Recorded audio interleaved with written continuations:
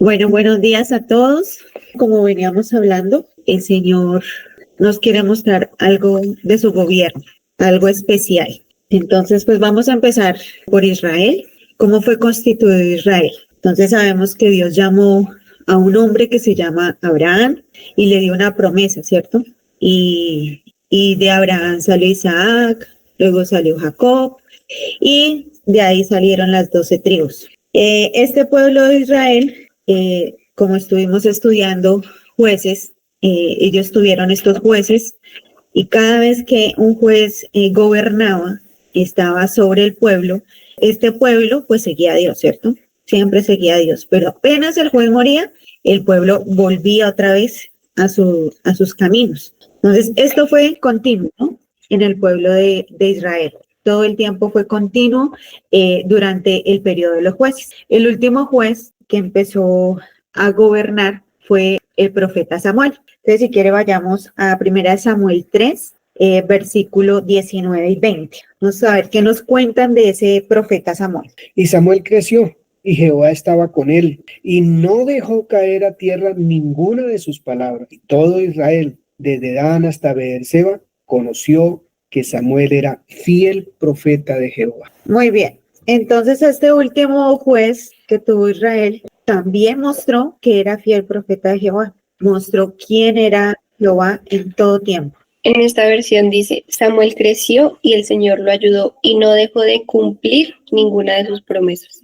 Exacto. Todo lo que Dios le decía a Samuel que le dijera al pueblo, tal cual se cumplía. Todo, absolutamente todo. Entonces, en el capítulo 8 de Primera de Samuel, pues ya Samuel se empieza a envejecer y entonces puso también como gobernante a sus dos hijos. Pero estos dos hijos, en el versículo 3 de Primera de Samuel 8 dice, pero no anduvieron los hijos por los caminos de su padre. Antes se volvieron tras la avaricia, dejándose sobornar y pervirtiendo el derecho. O sea, no hicieron la tarea que el papá estaba haciendo de ser fiel a la palabra de Dios. Entonces el pueblo, viendo esto, dijeron, ay no, nosotros queremos es un rey. Queremos estar igual que las otras naciones y queremos un rey y empezaron a desear un rey igual que las otras naciones. Entonces pues Samuel se enojó y fue a hablar con Dios y dijo, o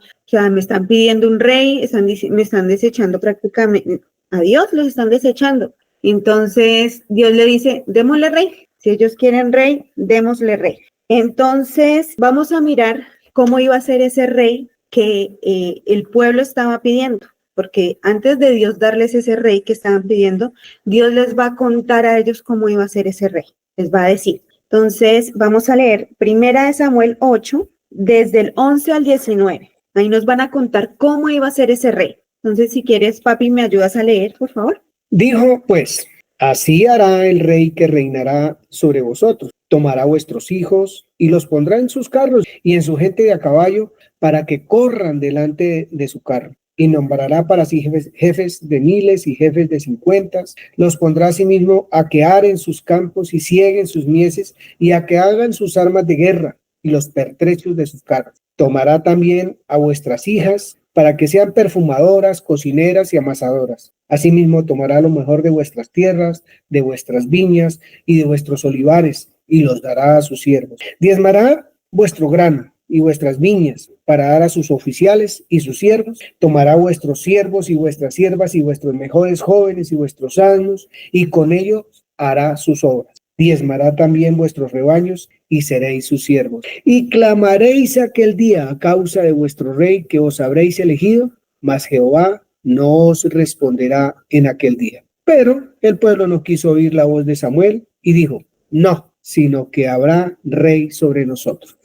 ¿Cómo ven ese panorama de lo que les está contando Dios al pueblo de Israel con respecto a ese rey que están pidiendo? ¿Qué opinan sobre ese nuevo gobierno que el mismo pueblo desea? ¿Quién quiere opinar? ¿Qué tal ese panorama? A mí me sorprende los cerrados en su pensamiento, o sea, la terquedad que a veces hay en el hombre o hay en uno al no tener en cuenta el panorama, el consejo, una palabra oportuna, sino que yo digo que es por ahí y si no es por ahí, no es por ningún otro lado. Entonces, qué bonito tener una mente siempre como niño dispuesta a permitirse de ser guiados, ¿no? Me gusta eso, me gusta decir qué tercos somos, ¿no? O sea, es un panorama de totalmente, pues no hay nada bueno en ese panorama que nos está presentando Dios ante ese gobierno. Y aún así, el pueblo dijo, no, queremos rey, queremos rey, queremos rey. Bueno, pues Dios les dio un rey. Y el primer rey del pueblo de Israel se llama Saúl, ¿cierto? Entonces, en el capítulo 10 del versículo 24, dice, y Samuel dijo a todo el pueblo, ¿habéis visto al que ha elegido Jehová, que no hay semejante a él en todo el pueblo? Acaban de mostrar a Saúl. Saúl era el más alto de todos, o sea, era un hombre fornido, de buen parecer. ¿Qué aspecto estaba mirando el pueblo sobre ese nuevo rey? Entonces el pueblo clamó con alegría, diciendo, ¡viva el rey! Entonces todos estaban felices por ese nuevo rey. Aún a sabiendas de todo lo que el Señor les había dicho, estaban muy felices por ese viva el rey. Este rey que les iba a traer, y no solo este rey, de ahí en adelante todos los reyes que vinieron sobre el pueblo de Israel no trajeron algo de diferencia en cuanto a eso. Tributos, los mejores hijos de cada familia, si tenían ese porte que ellos necesitaban para la guerra, pues lo escogía el rey para su palacio. Si tenían buenas tierras y eran de buena cosecha, también era para su rey. Entonces, aún así, ellos estaban felices con ese gobierno, ¿cierto? Pues es lo que mostraban ahí. Pero cada rey, por más que fuera bueno o malo, según su gobierno, se acababa. Y siempre venía otro y empezaba un nuevo gobierno. Terminaba ese rey y empezaba otro nuevo gobierno. Podría seguir lo que hacía su papá o hacer lo que Dios decía que hiciera. Pero igual ese gobierno terminaba. Siempre tenía un principio y siempre tenía un fin. No era eterno, no era constante. Ningún gobierno. Entonces, vamos a mirar qué era realmente el gobierno que Dios quería mostrarle a Israel, porque Dios sabía que Israel iba a pedir rey y él se provisionó de eso antes de. Entonces vamos a leer Deuteronomios 17, cómo era ese rey que Dios se iba a provisionar. 17 del 14 al 20. Bueno, les voy a leerlo desde el 15. ¿Alguno quiere leer? Mi Angie. Cuando hayas entrado en la tierra que Jehová tu Dios te da, y tomes posesión de ella, y la habites, y digas, pondré un rey sobre mí, como todas las naciones que están en mis alrededores, ciertamente pondrás por rey sobre ti al que Jehová tu Dios escogiere. De entre tus hermanos pondrás rey sobre ti. No podrás poner sobre ti a un hombre extranjero que no sea tu hermano, pero él no aumentará para sí caballos, ni hará volver al pueblo a Egipto con el fin de aumentar caballos, porque Jehová os ha dicho, no volváis nunca por este camino, ni tomará para sí muchas mujeres, para que su corazón no se desvíe, ni plata ni oro amontonará para sí en su abundancia. Y cuando se siente sobre el trono de su reino, entonces escribirá para sí un libro, una copia de esta ley, del original que está al cuidado de los sacerdotes levitas, y lo tendrá consigo, y leerá en él todos los días de su vida, para que aprenda a temer a Jehová su Dios, para guardar todas las palabras de esta ley y estos estatutos, para ponerlos por obra, para que no se eleve su corazón sobre sus hermanos, ni se aparte del mandamiento a diestra ni a siniestra, a fin de que prolongue sus días en su reino, él y sus hijos en medio de Israel. Muy bien. Entonces, que ahora, viendo las instrucciones que Dios da sobre ese rey, alguno de los reyes que tuvo Israel cumplió, porque tenían muchas mujeres, amontonaban riquezas. Entonces vemos que los reyes que tuvo Israel no cumplían ninguno de los estatutos que Dios les había ordenado. Entonces yo pregunto a mis hermanos, qué bueno que participen, ¿qué esperan ustedes de un gobierno? ¿Qué quieren de su gobernante? En este caso Israel pues era el rey, ¿no? Acá tenemos un presidente. ¿Qué esperamos de un gobierno? ¿Quién quiere participar? Yo quiero decir que que lo que espera el corazón de uno es una cosa, pero, o sea, uno quisiera esperar lo que dice aquí Deuteronomio, ¿cierto? Pero la realidad es que da susto, es lo que pienso, da susto. Bien. Me llama la atención cómo se vuelve tan natural el momento en el que hay poder, ¿no? Cómo se vuelve el tema de mujeres, posesiones y demás. Pero lo que invita el Señor es a no hacer eso. Y también me parece demasiado bonito que tengamos en cuenta lo que dijiste, que al poner la mirada en un hombre, hay que entender que hay inicio y hay fin. Pero si ellos ponen la mirada en Dios y lo escuchan, es algo que sobrepasa el tiempo y va a haber de verdad orden sobre las personas a las cuales se va a dirigir. A mí algo que me pareció ahí bonito y que pues se dejó de replicar es que Dios dijo que sacara una copia del libro de la ley y la tuviera en el gobierno y que leyera de ahí todos los días. Entonces, me parece que el gobierno reconociera la necesidad que tiene el hombre y que tenemos de Dios, porque pues queremos ser independientes y pues ningún gobierno así pues va a ser eficiente, eficaz y guiado hacia hacer lo bueno. Me gustaría decir más o menos como el efecto de estar lejos de la naturaleza del orden de Dios, no solo como en la dirigencia de una nación o de una ciudad o de un país. Es impresionante cómo funciona para todos los establecimientos, para todas las instituciones, por ejemplo el matrimonio también. Entre más uno se aleje de la naturaleza que Dios estableció, menos funciona de la forma correcta, más caos hay, más desorden hay, y lo es porque también es difícil mantenerse dentro de la naturaleza del orden de Dios, pero me parece bonito que Dios para absolutamente todos los regímenes, para todos los puestos del ser humano, tiene un orden, tiene una naturaleza. Entonces, digamos que me parece que sin esa guía, lo único que encontramos es la muerte, básicamente. Muy bien. Ahora vamos a ver un gobierno que Dios mismo se proveyó. Y cuando nuestro Señor Jesús llega a escena, vemos que también hay otro gobierno, ¿cierto? Que es el gobierno romano. Pero también hay diferentes grupos dentro de Israel. Entonces tenemos a los fariseos, ¿cierto? A los celotes, a los publicanos, y cada uno gritaba o quería dar a conocer un tipo de libertad, ¿cierto? Entonces los celotes querían ser libres políticamente de los romanos, entonces ellos iban y trataban de matar a los soldados y hacían todo su revolución con armas, ¿cierto? También estaban los fariseos que también expresaban también su libertad. Venga, ustedes pueden ser libres, pero si cumplen al pie de la letra la ley, pero no había misericordia alguna con lo que ellos ofrecían. Y obviamente también estaba pues el gobierno de los romanos, ¿cierto? Que también decían, o ustedes se someten al César o si no se les va a ir mal. Pero en ninguno de los panoramas se veía algo de esperanza, algo que de verdad diera un descanso al ser humano. Entonces no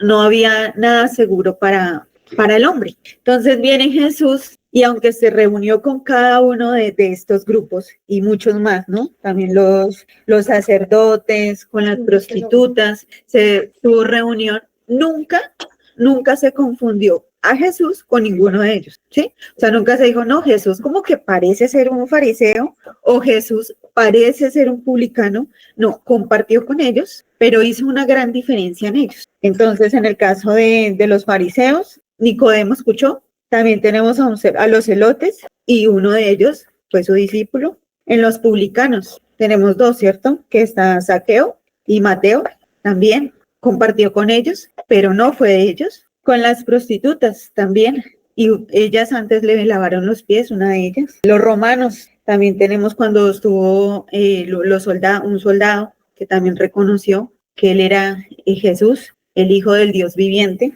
Y también cuando habló con Pilato, también le dejó sembrar la duda, ¿cuál era la verdad? ¿Qué verdad estaba hablando Jesús? Entonces Jesús presentaba un gobierno diferente, un gobierno que ofrecía gracia, perdón, misericordia, amor.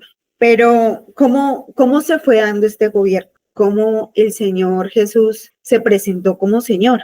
Eso fue de una vez. Entonces vamos a leer Filipenses 2:8. Si el hermano Hernando, por favor, me ayuda a leer. Y estando en la condición de hombre, se humilló a sí mismo, haciéndose obediente hasta la muerte, y muerte de cruz, por lo cual Dios también lo exaltó hasta lo sumo, y le dio un nombre que está sobre todo nombre, para que en el nombre de Jesús se doble toda rodilla de los que están en los cielos y en la tierra, y debajo de la tierra, y toda lengua confiese que Jesucristo es el Señor, para gloria de Dios Padre. Entonces, primero, este varón, para ser llamado Señor, da la vida por sus seguidores. Fue lo primero que él hizo. En cambio, este rey o reyes que tuvo Israel, ¿qué hacían para poderse ganar ese título? Uno era por herencia, ¿cierto? Porque ya eran hijos. Otros porque Dios los había puesto ahí, que fue el primer rey, y Samuel y David también,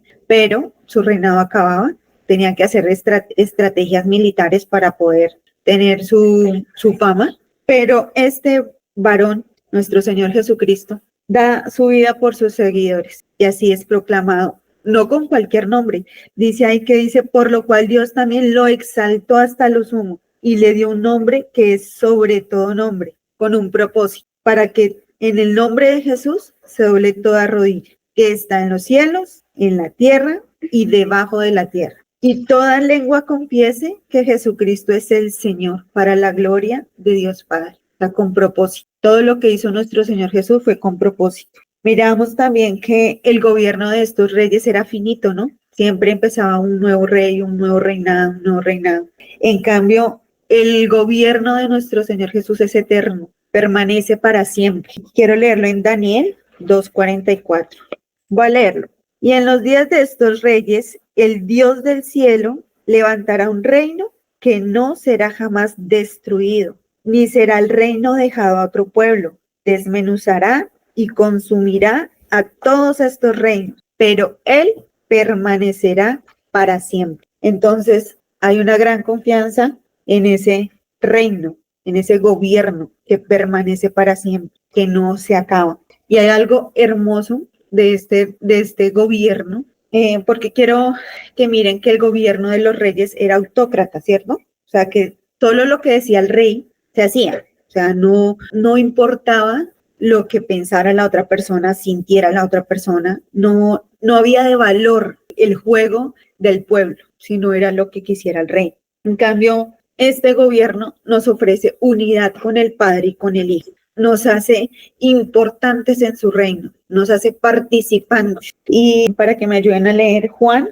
17, 20, 23. Y mientras que buscamos, yo quiero que cada uno de ustedes piensen en algo que este gobierno les ha dado y que también nos lo puedan compartir ahorita más adelante, porque sé que todos los que estamos aquí pertenecemos a este nuevo gobierno. Mas no ruego solamente por estos, sino también por los que han de creer en mí por la palabra de ellos, para que todos sean uno, como tú, oh Padre, en mí y yo en ti, que también ellos sean uno en nosotros, para que el mundo crea que tú me enviaste. La gloria que me diste, yo la he dado, para que sea uno, así como nosotros somos uno. Yo en ellos y tú en mí, para que sean perfectos en unidad, para que el mundo conozca que tú me enviaste y que los has amado a ellos como también a mí me has amado.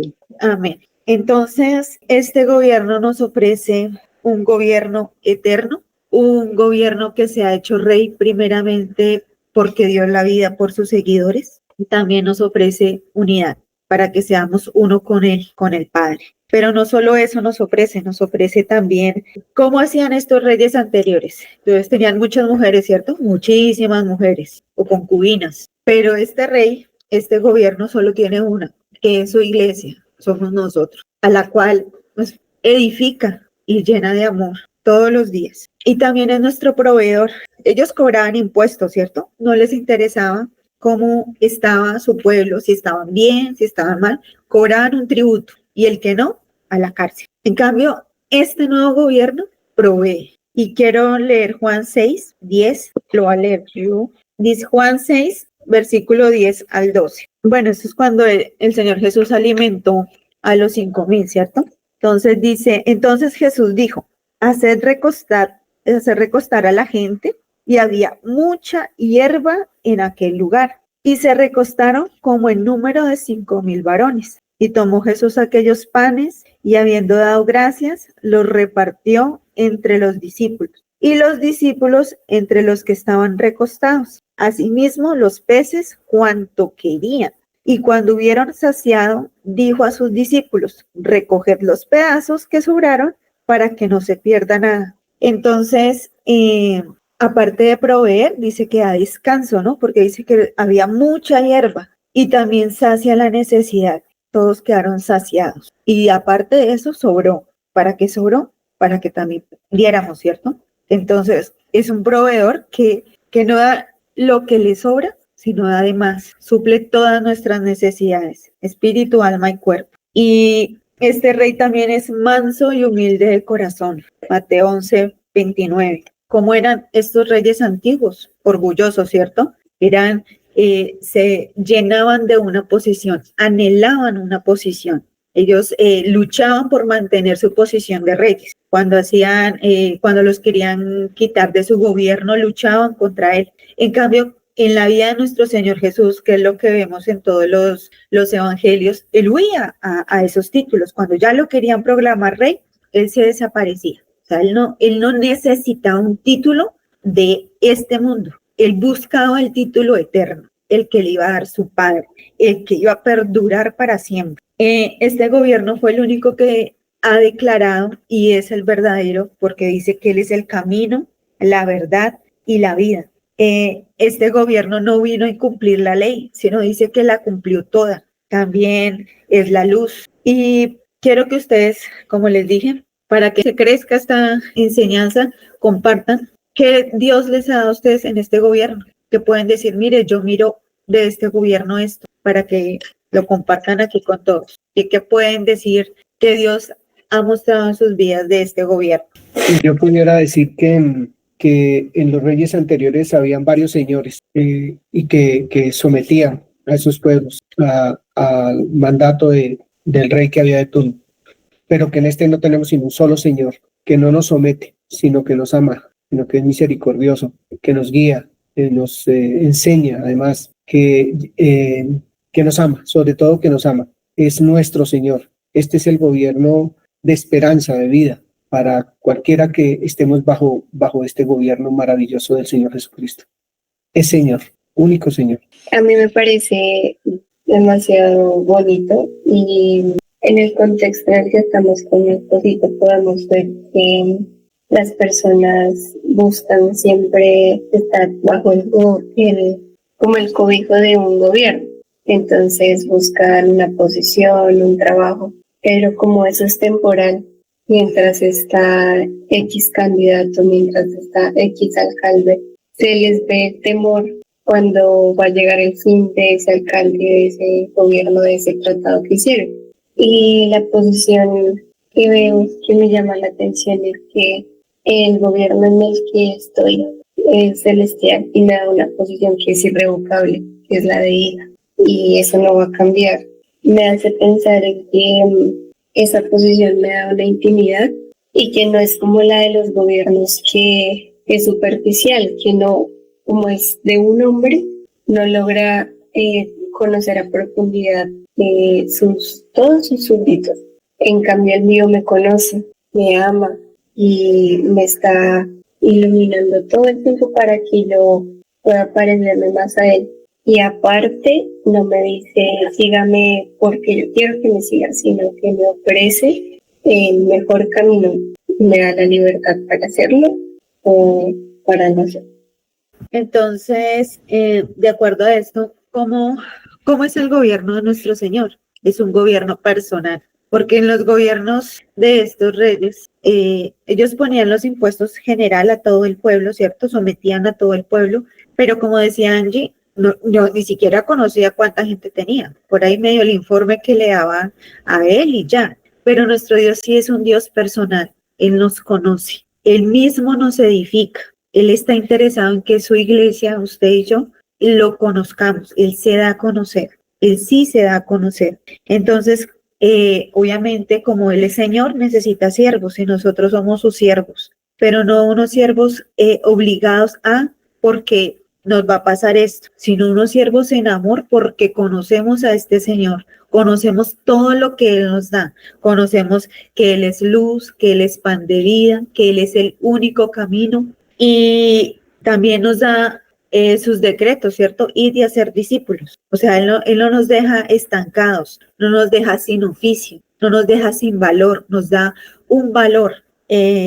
Entonces, si sabemos que este gobierno es completo, y obviamente es una pregunta para personal, si sabemos que en él encontramos todo, a veces buscamos de otros gobiernos para que satisfagan algo de nosotros, o estamos tan completamente seguros de que este gobierno es lo que único, lo que realmente necesito, porque si eso lo aprendo y lo trabajo, entonces mis hijos van a querer honrar a sus papás, ¿cierto? Porque van a entender cómo es el gobierno de este Señor Jesucristo, van a entender cómo es que Él gobierna. Y ellos van a amar ese gobierno y van a amar a sus papás. Si yo entiendo que al yo honrar a mi hermano, me estoy amando a mí misma, estoy entendiendo cómo es este gobierno. Si yo entiendo que este gobierno no tiene fin, entonces, ¿qué matrimonio va a tener fin? Si ambos estamos bajo el sometimiento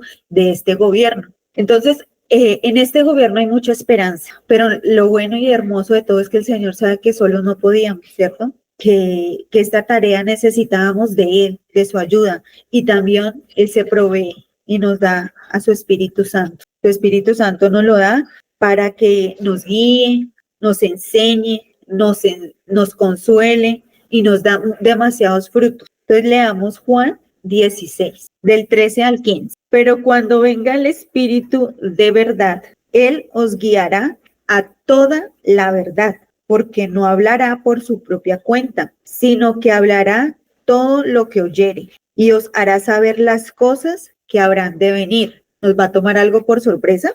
Él me glorificará, porque tomará de lo mío y os lo hará saber. Todo lo que tiene el Padre es mío. Por eso dije que tomará de lo mío y os hará saber. Entonces, Él me va a mostrar toda la verdad, todo ese misterio que está allí escondido en la palabra, Él nos lo hará saber para que estemos completos.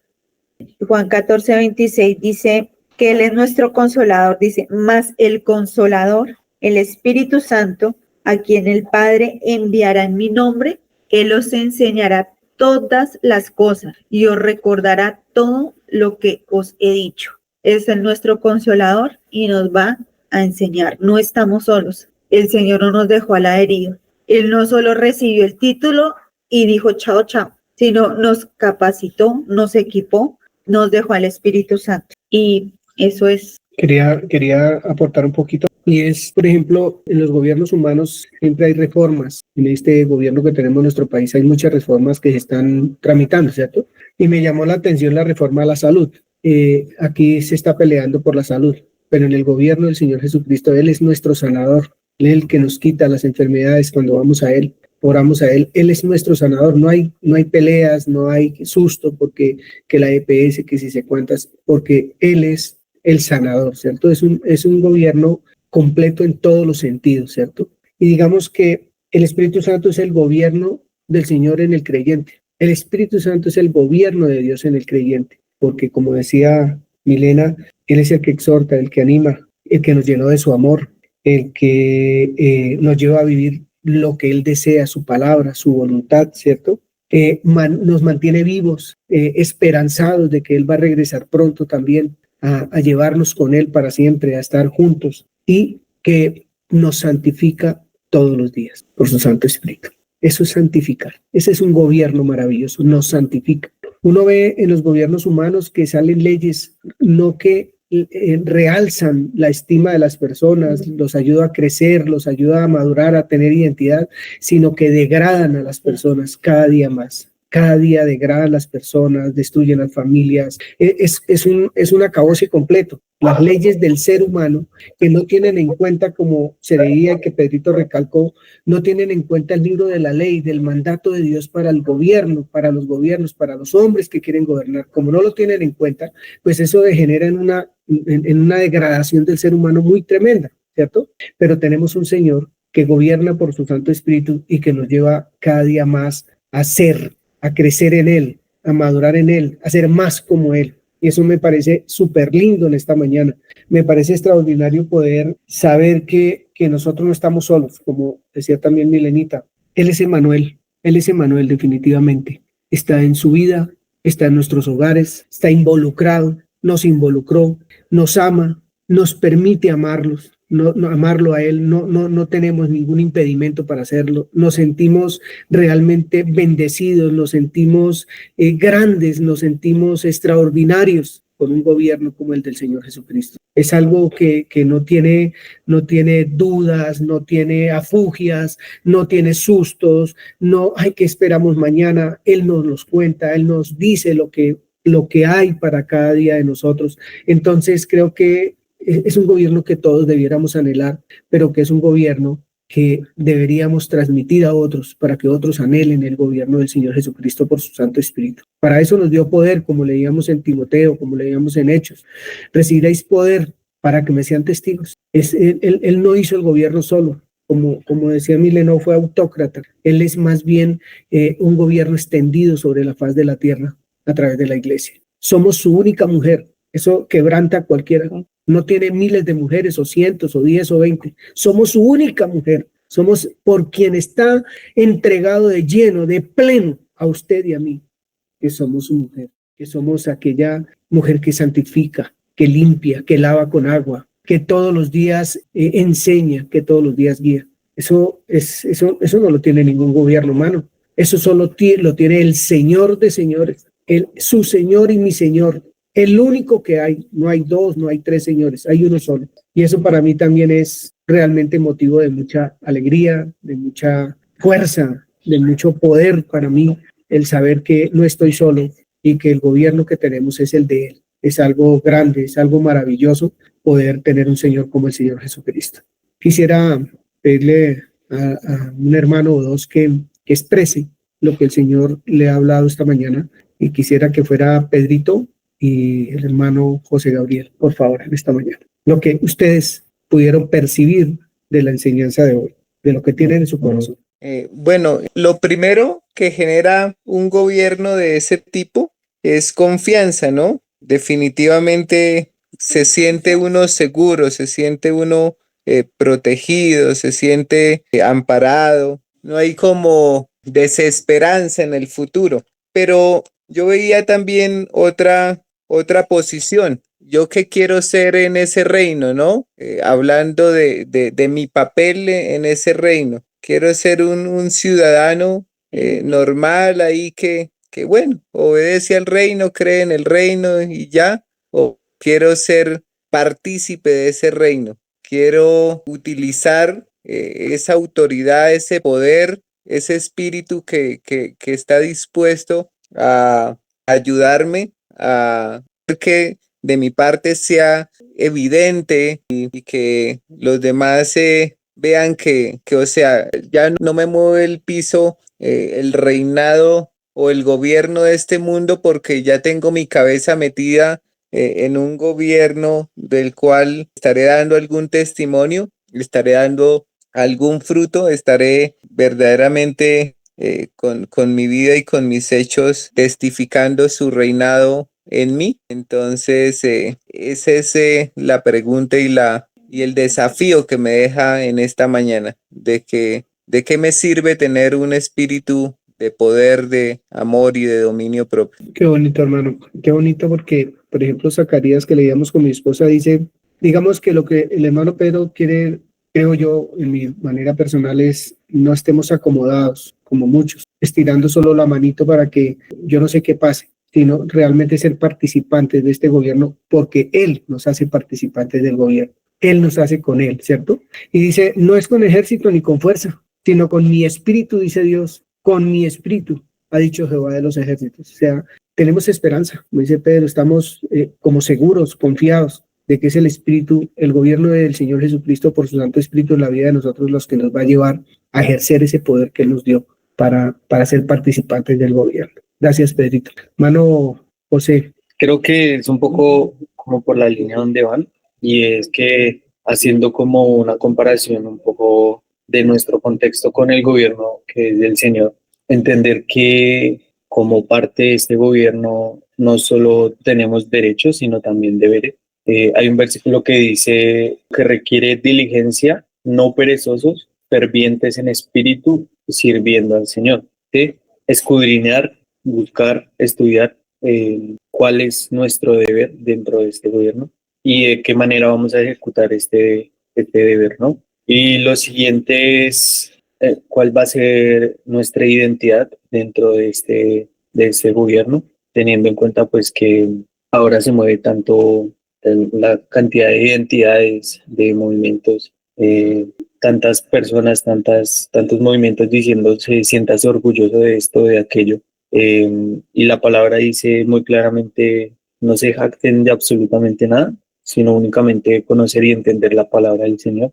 Y entender esto bajo el contexto de lo que estamos hablando es saber en qué gobierno estoy y de qué manera me voy a desenvolver, cuál es mi oficio, como decía Milena, dentro de este gobierno. Pero también no olvidar, a pesar de que hay mucha responsabilidad y de que es una responsabilidad con todo el corazón, o sea, no es algo de segunda mesa porque es un gobierno eterno, también entender que lo que decía mi papá, estamos al cuidado de un Dios que nunca nos va a desamparar y que el de pronto caer, tropezarse no nos aleje del Señor porque su misericordia se renueva cada día, nos ama todo el tiempo y Él está enseñándonos a aprender a vernos como Él nos ve y no como nosotros nos percibimos a nosotros mismos para poder caminar con libertad, en amor, con paz. Yo siento que podríamos estar preocupados por toda la situación que estamos teniendo en nuestro contexto en la actualidad, pero esto nos reafirma mantenernos en el gobierno del Señor, porque estamos viendo que entre más uno se aleja de su naturaleza en el Señor, más todo se convierte en un caos. Y si queremos vivir felices, en paz, no sin hacer nada o mover un dedo, sino felices con el trabajo que tenemos, satisfechos, totalmente completos y llenos, no tratando de llenar vacíos, debemos saber e identificar cuál es nuestra identidad, jactarnos de conocer y entender la palabra del Señor, el carácter del Señor. Gracias. Pues es muy bello, me parece una enseñanza como la de hoy, muy sencilla, pero muy llena de amor.